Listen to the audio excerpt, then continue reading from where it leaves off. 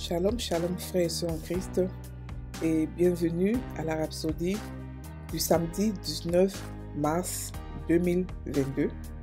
La Rhapsodie est écrite par le pasteur Chris Oyakilome et la lecture vous est offerte par les vérités de l'Évangile.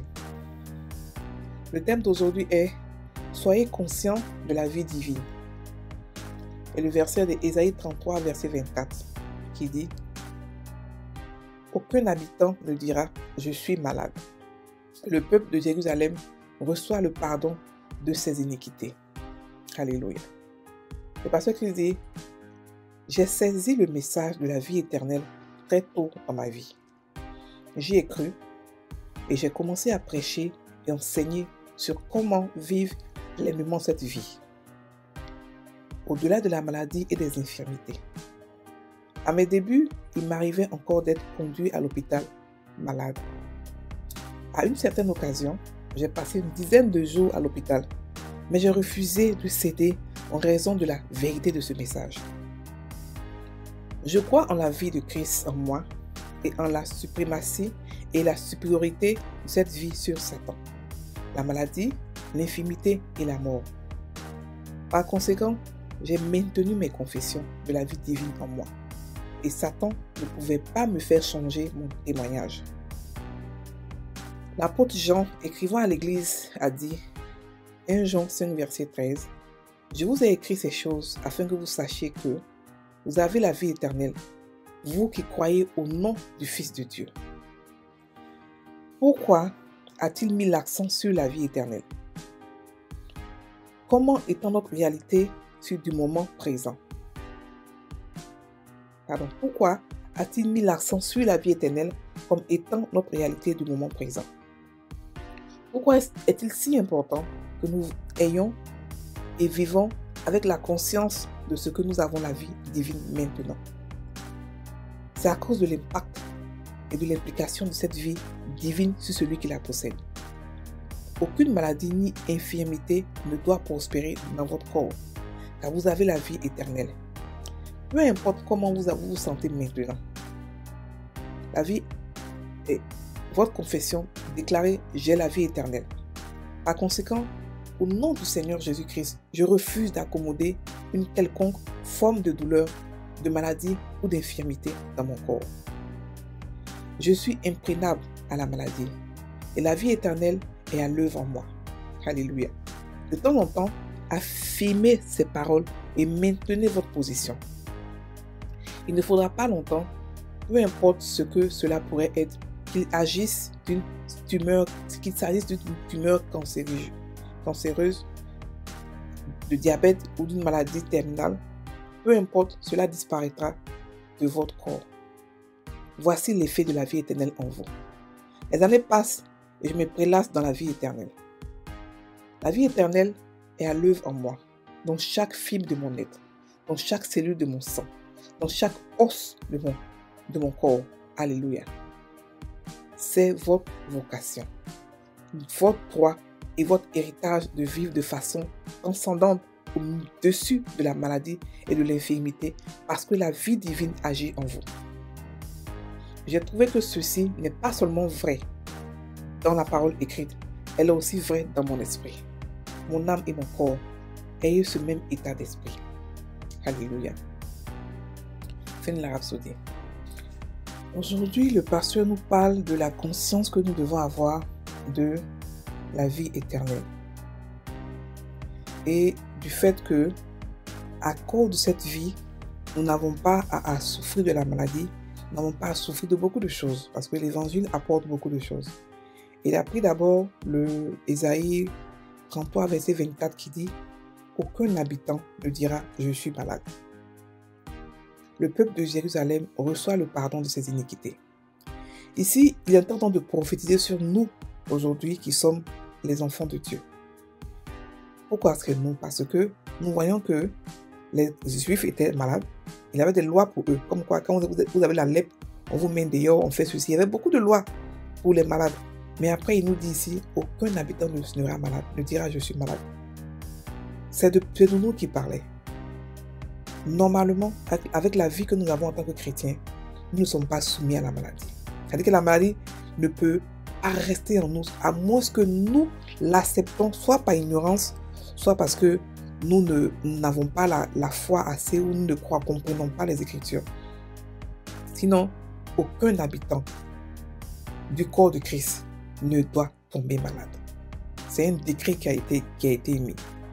Et comme toutes les prophéties de Dieu, pas parce que la prophétie de Dieu est là qu'elle va forcément s'accomplir. Il y a des choses à faire de celui qui reçoit la prophétie afin de recevoir le miracle, afin de recevoir cette prophétie en elle. Et notre chose à faire à nous, c'est d'être conscient que aucun habitant du corps de Christ ne va dire je suis malade. Donc ça veut dire qu'il y a quelque chose sur nous qui fait que nous ne pouvons pas tomber malade. Mais c'est quoi cette chose? Et aujourd'hui, on voit beaucoup de pasteurs qui sont malades, de gens qui sont malades et disent que c'est normal. Il n'y a aucune normalité dans la maladie. La maladie vient du péché. La maladie vient du diable.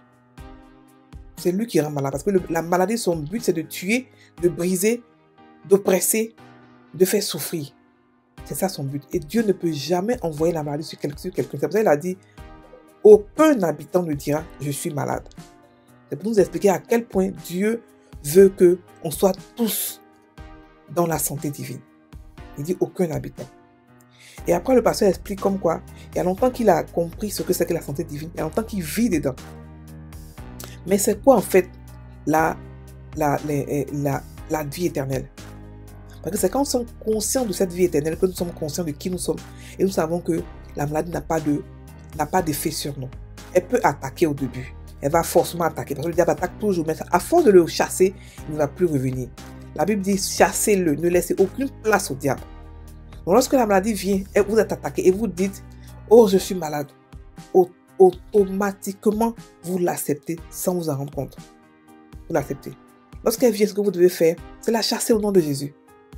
Je vous dis non, toi, tu ne rentres pas ici. Quelle que soit la douleur que je reçois, je ne reçois pas, je ne tombe pas malade, je refuse d'être malade. Et puis c'est fini. Elle va peut-être résister un peu, mais elle va partir parce que vous avez donné le nom de Jésus, le nom qui est au-dessus de tout nom, ce nom qui ne dépend pas de vous. Mais celui qui l'a fait, c'est celui qui a mérité de ce nom. Et même si vous faites ça et vous voyez les symptômes toujours, ne vous découragez pas, ne changez pas votre confession. Restez dans votre confession parce que c'est pas vous qui avez créé ce nom-là. C'est un nom qui est au-dessus de tout nom. Mais avant tout, il faudrait que vous sachiez qui vous êtes. La vie éternelle, c'est pas la vie qui vit éternellement. Ça n'a pas de sens. Et on n'aura pas la vie éternelle quand on sera au ciel.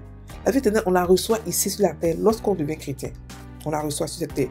Et la vie éternelle, c'est la vie et la nature de Dieu.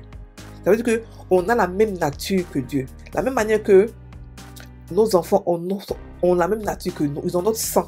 Ils ont notre chair. Ils ont notre visage. Et ils nous ressemblent de cette même manière que, comme nous naissons de nouveau, notre esprit aussi est pareil, a la même nature que Dieu. Et cet esprit-là, qui a la même nature que Dieu, où Dieu réside, où Dieu vit, se transcende dans notre corps naturel. Et on ne tombe pas malade, à l'image de Jésus. Jésus est venu faire combien d'années sur cette terre? 33 ans. Au cours de ces 33 ans, on n'a jamais entendu que Jésus était malade. Jamais. Dans ces 3 ans de ministère, on n'a jamais entendu qu'il a eu même des maux de tête. Donc ne laissez pas la maladie vous traumatiser. Soyez conscient de qui vous êtes en Christ. Soyez conscient de votre nature divine. Soyez conscient de la santé que vous avez, de la vie éternelle que vous avez. Et quand la maladie vient chasser là, elle n'a aucun droit sur vous. Vous et la maladie, vous êtes deux personnes complètement différentes. La nouvelle création ne doit pas tomber malade. C'est l'ignorance qui fait que beaucoup d'entre nous sont encore malades. Sinon, la vie que nous avons de Dieu, c'est la vie qui est pareille à Dieu. La Bible dit que tel que Jésus est tel que nous sommes dans ce monde. Et pas le Jésus d'avant, mais le Jésus qui a été glorifié. Qui ne tombe pas malade, mais au contraire, qui est au-dessus de la maladie. Donc, nous pouvons tous dire à Sion, nous pouvons tous dire dans le corps de Christ que je ne suis pas malade. Aucun habitant ne peut dire je suis malade. Aucun habitant ne doit dire je suis malade. Alléluia. Soyez bénis. On va maintenant faire la confession. La vie éternelle est à l'œuvre en moi. Je refuse d'accepter la maladie et les infections dans mon corps. Je suis supérieur à Satan et aux éléments de ce monde.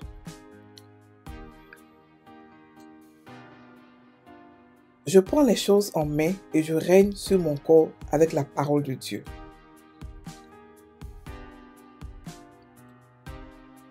Et je refuse de céder à la maladie, à l'affection et à l'infirmité. Alléluia. Frères et sœurs en Christ, passez une très bonne journée. Demain encore, pour continuer le programme de guérison de Pasteur Chris. Connectez-vous.